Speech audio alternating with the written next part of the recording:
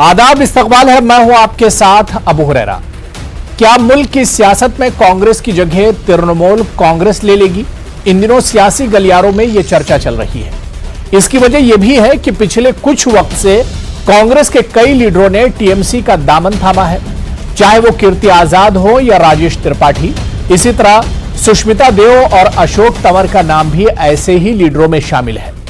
हालिया दिल्ली दौरे पर भी ममता बनर्जी ने सोनिया गांधी से मुलाकात नहीं की थी।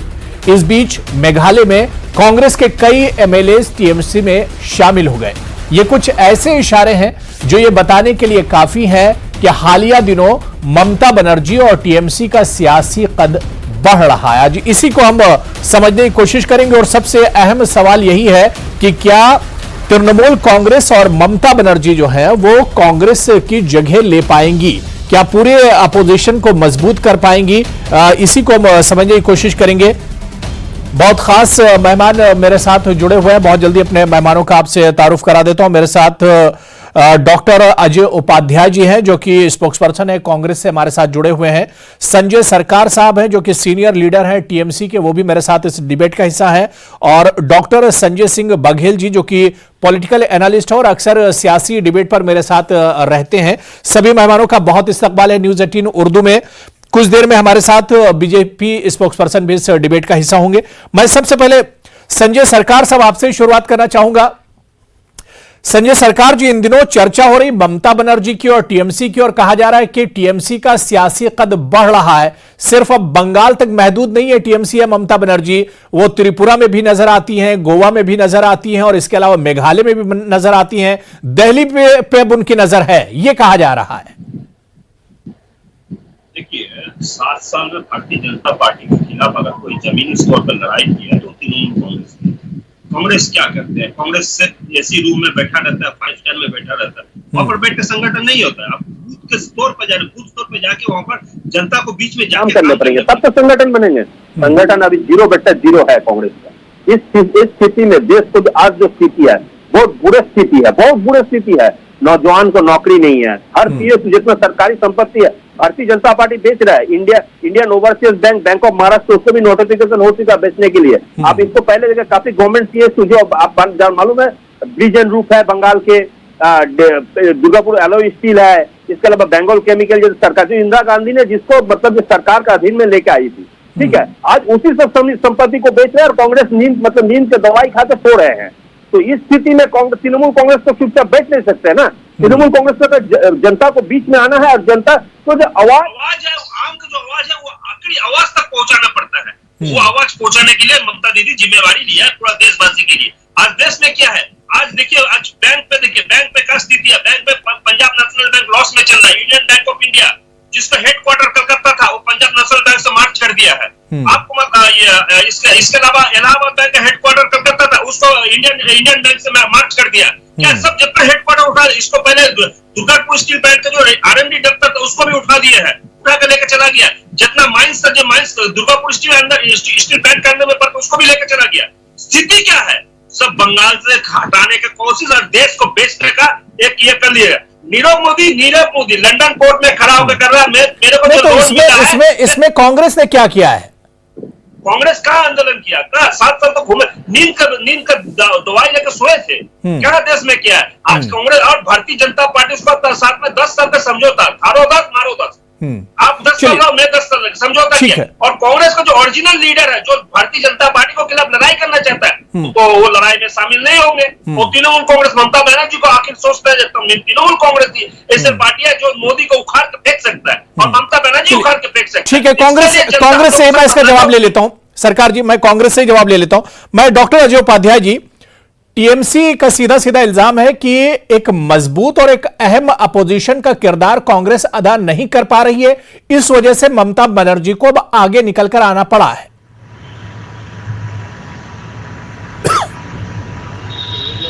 वरिष्ठ नेता है, उनका हम सभी लोग बहुत आदर करते हैं, इसमें कहीं कोई दिक्कत नहीं है। बंगाल में उनकी अपनी एक पकड़ भी है और वो चुनाव में दिखा भी। हम लोग वो पीठ थपथपाते स्वयं नहीं है और सच्चे चीजों को मानते भी हैं।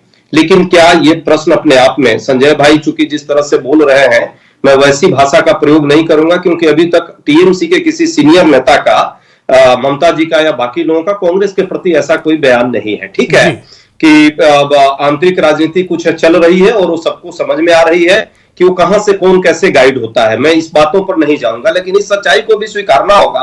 अटक से कटक और कन्याकुमारी से कश्मीर तक कौन सी पार्टी है जो भाजपा से लड़ सकती है? क्या हम सबको पता है कि बसपा यदि चाहे वो तमिलनाडु में लड़ना, चाहे वो केरला में लड़ना, कर्नाटक में लड़ना, तो वो लड़ सकती है। मैं टीएमसी पर भी ये बात लागू होती है कि क्या 5 राज्यों का बाई इलेक्शन है, उसमें कहां कौन सी पार्टी खड़ी होगी? हिमाचल प्रदेश में, उत्तराखंड में, पंजाब में, यूपी में जो है वो है, सबको पता है कि यूपी में कौन लड़ रहा है, वहां भी टीएमसी कहां रहेगी? मैं टीएमसी पर प्रश्न नहीं करना चाहता और मेरा आज ये मुद्दा नहीं है।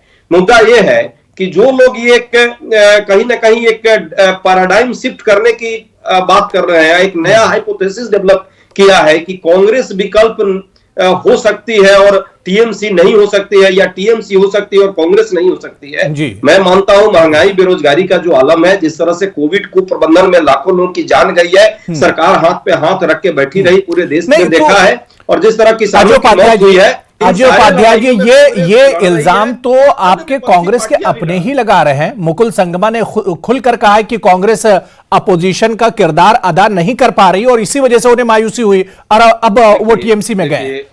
देखिए, अब ये बात तो आप कहेंगे तो ये आरोप तो सुब्रमण्यम स्वामी जी भी लगा रहे हैं कि भाजपा सही काम नहीं कर रही है। ये जसवंत सिन्हा जी भी लगाते हैं। जो जितने डिस्ग्रेंडल लोग हैं, ट्रेटर लोग हैं अपने अपने पार्टियों में, मैं तो इस बात से पुनः आगाह करूंगा सरकार साहब को कि कहीं ऐसा ना हो कि टीएमसी का नाम ट्रेटर मैनेजिंग पार्टी बन जाए बाद में। ऐसा ना होने दे, क्योंकि ममता जी एक लड़ाका महिला है, नेता है। तो इस तरह के लोगों को क्या पता कौन दिमाग दे रहा है। हर पार्टियों के जो फेंके हुए लोग हैं, अपोन वर्मा जी गए, कल तो उनको भी लिया है 2 दिन पहले, जेडीयू के नेता थे। सभी पार्टियों में जो कहीं ना कहीं हाशिए पे लोग हैं, जिनका अपना कोई वजूद नहीं है, उसको लेकर के यदि आप ये समझाने का प्रयास कर रहे हैं कि हम देश में बहुत मजबूत हो गए, तो व्यक्ति से कोई मजबूत नहीं होता है, पार्टी संगठन से मजबूत होता है। और मुझे लगता है हमारे पार्टी पर प्रश्न चिन्ह लगाने से पहले संजय जी को अपने नेता से बात करनी चाहिए कि क्या नेता भी इनके प्रश्न चिन्ह लगा रहे हैं। कुछ लोग जरूर अपने अपने साथ मैंने सुविधा की राजनीति करते हैं और उनकी अपनी परिस्थितियां हैं। यदि वो उनको जाना है तो कोई बहाना चाहिए। जाने का बहाना है कांग्रेस को बोल दो, कोई अन्य पार्टी को बोल दो। मुझे लगता है लोकतंत्र में वैचारिक लड़ाई होनी चाहिए और विचारधारा के स्तर पर यह बात होनी चाहिए। आया राम गया राम से कोई विपक्ष की भूमिका और पक्ष की भूमिका और सरकार बनाने और सरकार बिगाड़ने की भूमिका में कोई नहीं। ठीक है, मेरे साथ सैयद यासिर जिलानी साहब, जो कि बीजेपी के स्पोक्स पर्सन है, वो भी डिबेट में जुड़ चुके हैं। यासिर जिलानी साहब, आपका भी बहुत इस्तकबाल है। मैं यासिर जिलानी साहब आपसे ही जवाब ले लेता हूं सीधे सीधे, उसके बाद मैं संजय सिंह बघेल जी, उसके बाद मैं आपके पास आऊंगा। यासिर जिलानी, क्या आपको लग रहा है कि वाकई में टीएमसी का कद, सियासी जो कद है, वो अब बढ़ रहा है, इस वक्त बढ़ता हुआ नजर आ रहा है?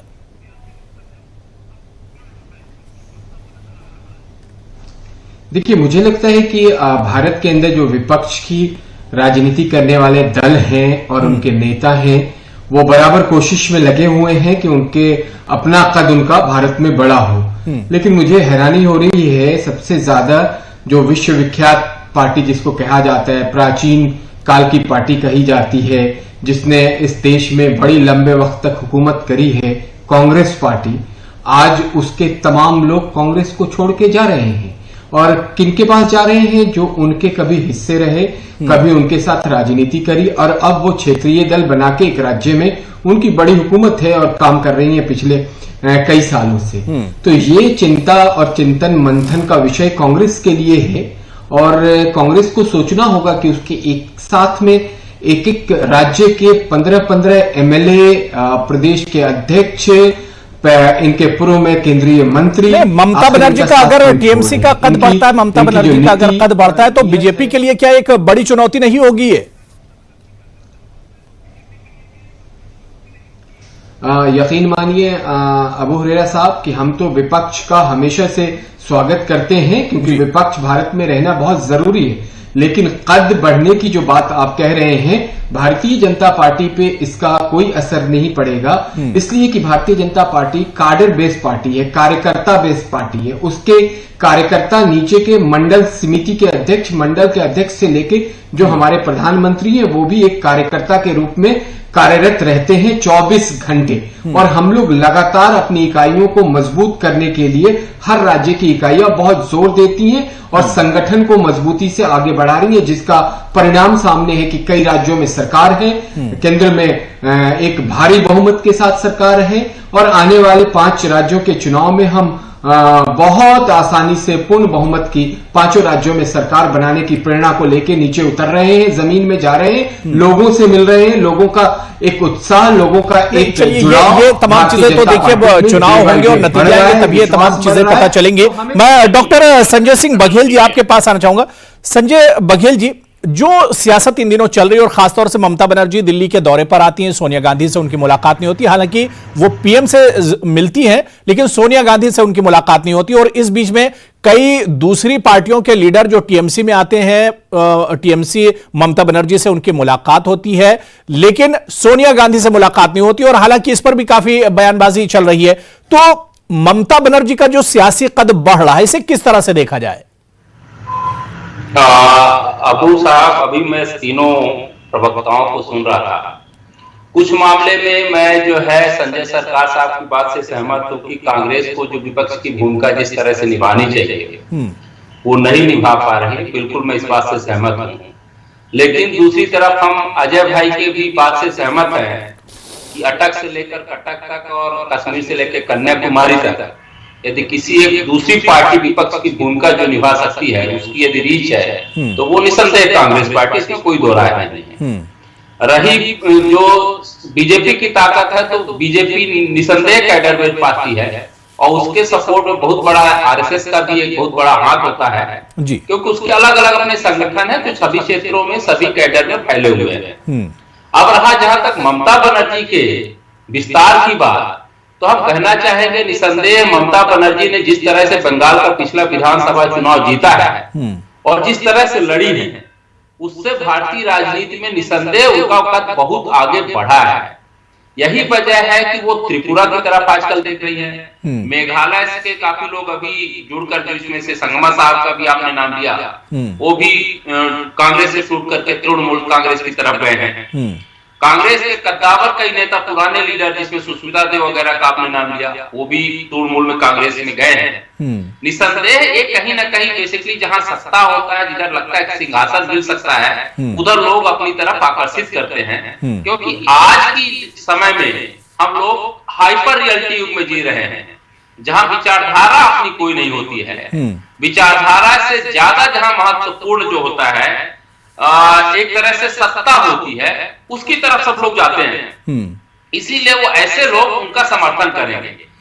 लेकिन हम बार बार कहना चाहेंगे कि अभी यदि तृणमूल कांग्रेस को पूरे देश के फलक पर आगे बढ़ना है जी, एक तरह से विपक्ष की पूरी भूमिका निभाना है, तो उनको कहीं ना कहीं, चाहे मध्य प्रदेश हो, चाहे उत्तर प्रदेश हो, चाहे राजस्थान हो, चाहे हिमाचल हो, ये ऐसे स्टेट हैं, पंजाब हो, जहां वहां की क्षेत्रीय पार्टी या वहां पे जो पार्टी जीत रही है, उनके गठबंधन के बिना, उनके लोगों की मदद के बिना, अभी ममता बनर्जी और टीएमसी को बहुत मेहनत करनी पड़ेगी। जिस मकाम पर वो पहुंचना चाह रहे हैं वहां के लिए, या कांग्रेस जिस मकाम पर है वहां तक पहुंचने के लिए भी ममता बनर्जी और टीएमसी को बहुत मेहनत करनी होगी। नॉर्थ ईस्ट आप जीत गए, बंगाल जीत गए, तो इससे मुगालता नहीं पाल लेना चाहिए कि हम पूरे देश में राज कर लेंगे। बिल्कुल। मैं डॉक्टर अजय उपाध्याय जी आपके पास आना चाहूंगा। अजय उपाध्याय जी, अधीर रंजन जी ने कई बड़ी तनकीद की इस पर। ममता बनर्जी जो दिल्ली जाकर सोनिया गांधी से मिली नहीं, उन्होंने कहा कि मोदी जी का डर था, इस वजह से सोनिया गांधी से नहीं मिली ममता बनर्जी। और इसके अलावा उन्होंने सीधे सीधे कहा कि बीजेपी से ममता बनर्जी और टीएमसी की साठगांठ है। यहां तक नौबत आ चुकी है।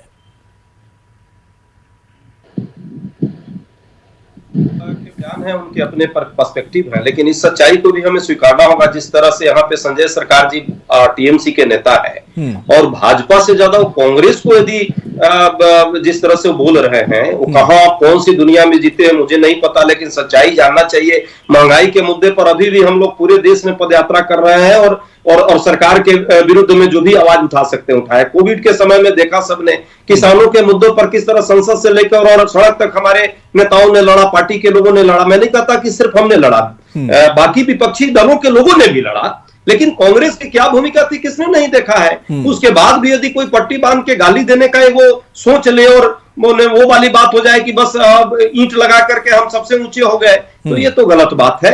सच्चाई को स्वीकारिए। आज देश में संकट क्या है? देश एक संक्रमण के दौर से गुजर रहा है।